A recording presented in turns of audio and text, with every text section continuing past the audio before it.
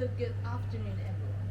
So it is my understanding that every new student attending the OCAM will be asked whether they identify as an I person and an E person.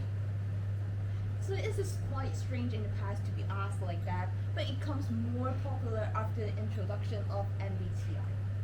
So I presume everyone here knows about MBTI types, so please raise your hand if you have your MBTI tested and know about your MBTI type.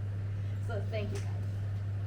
So nowadays, many individuals utilize MBTI to articulate aspects of their character and demeanor.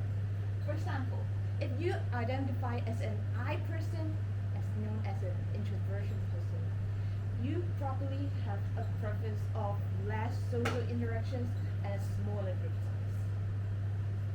However, isn't it weird for us to use just a few English words can offer insights into our nature? Another question.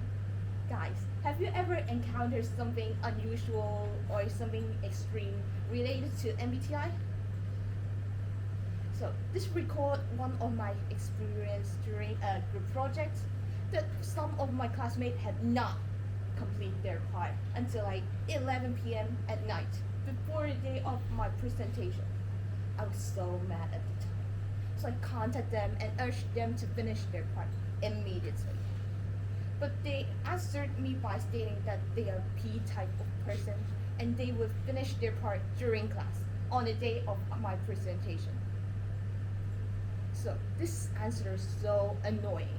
It left me wonder that if MBTI is just a justification of action or as an excuse. Also, this experience left me wonder that sometimes MBTI could be misused or misinterpreted, and potentially leading individuals to feel constrained about your assigned type.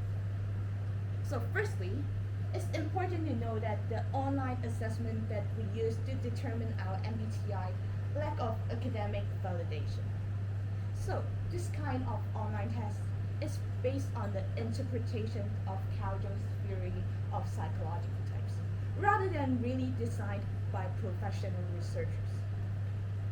So, for example, there are perception type and judging type in MBTI, which is a major part of MBTI test, but this is not directly taken from Carl Jung's theory.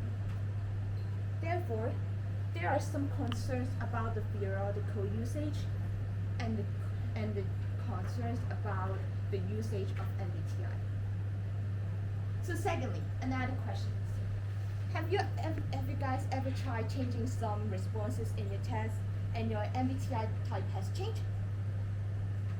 No? Yes. Okay. So, this means that the MBTI type might not truly reflect on our true identity. The test usually require us to select options and it will calculate our scores based on our responses. And the forced choice format of MBTI required us to choose between two opposing characters. So, for example, if you are defined as 49% introverted and 51% extroverted, we still show you that you are an extroverted person, which can be somehow misleading, right? So therefore, if you change a few answers in your test, the MBTI type might change. So thirdly, uncritical adoption of the MBTI suggestions might limit your perspective. So, if, for example, the MBTI will give you some suggestions of your future path, your career, and even romantic situations. Have you guys ever heard that some companies may even use MBTI in their employee selecting process? Quite strange, Yes. right?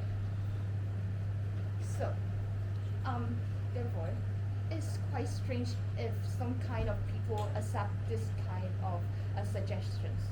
So, for example, let me give you me as an INFJ.